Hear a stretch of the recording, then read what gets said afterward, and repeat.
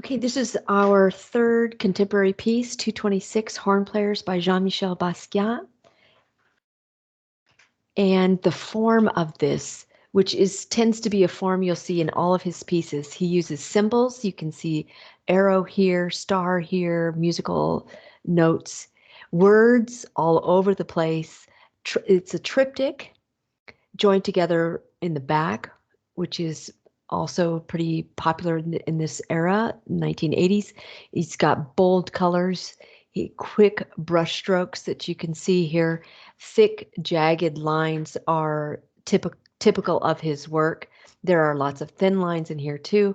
He's got skull forms, which are also typical of his work. And he, in addition to skulls, does heads and torsos for his human figures. So these are all form that are standard for Basquiat.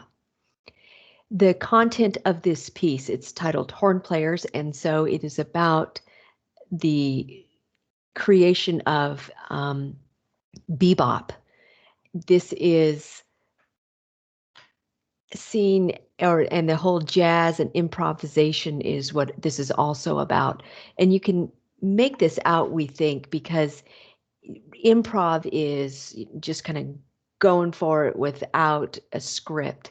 And here we see words that he goes with and then crosses off. And the word expressive drawing, this is very jazz. It has a jazz feel to it.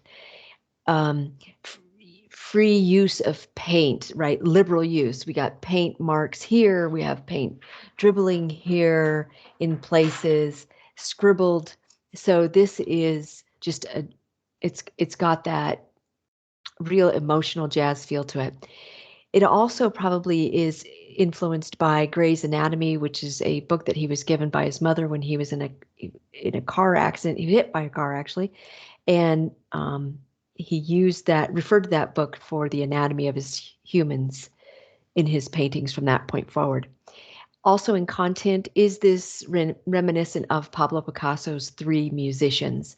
We see here Parker on the left, Charlie Parker, and he is in the same position as Picasso's musician here also on the left.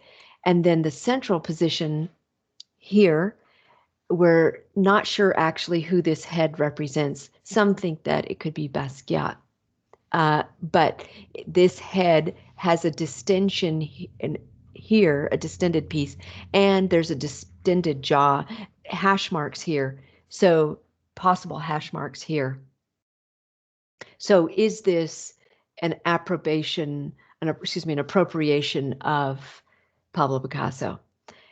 For sure, it is calling out these two celebrities, Charlie Parker and Dizzy Gillespie. So Charlie Parker here on the left, holding an alto sax. Here he is in real life.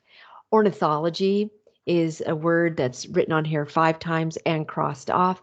The Birdman is what Charlie Parker's had a nickname that he was given by his band. So we know this is him. He also had music titled Birdman. I think like 3 different compositions with that in it, some variation of bird. Then we have this word Chan, which is Charlie Parker's common law wife, and then Pre here, which is Charlie Parker's daughter who died at age of 3. So in addition to Charlie Parker, we may have Basquiat here in the center. Is this him? We're not for sure. But he did say that he felt like 80% of his art was anger and that he did have some representations of himself in his art. So this might be him. He related a lot to Charlie Parker because they both left home early. Neither of them had formal training in their respective art form, and they both experienced discrimination. So we know he felt an affinity to Charlie Parker. And on the left, we have Dizzy Gillespie, who was a trumpeter. Here he is in real life. And Dizzy Gillespie here, we know this is him not only because the name is written up here, but also because Ushu di Ubi, nonsensical words, they call him scat, that were filled in by Dizzy Gillespie on songs as he was creating this jazz. So the two of them, Charlie Parker and Dizzy Gillespie, were known to be founders of jazz that is titled bebop. So the function of this piece would be to be honoring the contribution and the genius of Black musicians. Jean-Michel Basquiat also honored Black athletes. So this is a theme in his work. Now, he made like over 1,000 pieces. He was very prolific in his short life, but that was one of his themes. So the context for Jean-Michel Basquiat is that he was alive during the explosion of the New York art scene, where there were 70 galleries in 1970. By 1985, there were 450 galleries. So the art scene was just really, really on fire, and his energetic style caught the eye of art dealers. So he had what people use the word meteoric to describe, a meteoric rise to fame in his art, and it's captivating.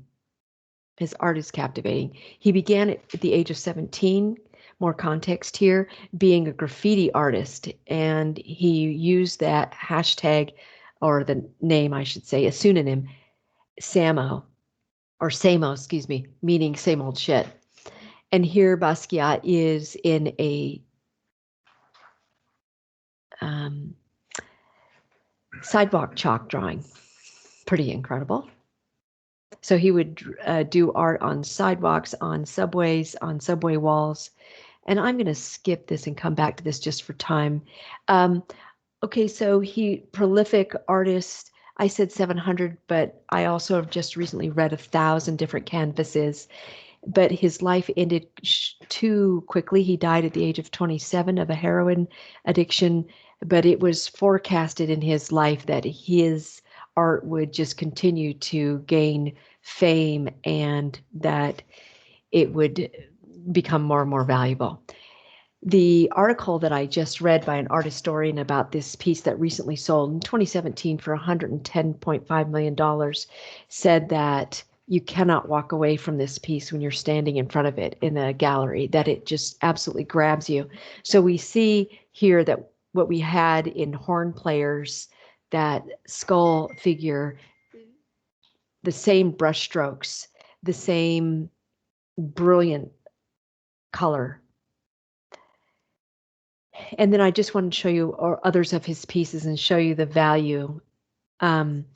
This is Devil, $57.3 million. This is Dust Heads, $48.8 million. This is Flexible, my favorite, $45.3 million. And Warrior just sold this year for $41.9 million. That's 2021. And so famous, I'll go back to this, is Jean-Michel Basquiat that, I don't know if you've heard of Banksy, you will, but Banksy did this graffiti that is a Basquiat replica. And the theme here that Basquiat often shows in his art is just this anger, frustration centered around racism. And you can see here 2 police officers who are frisking this man. So heavy art, Basquiat, the American artist whose pieces have sold for the most in U.S. history.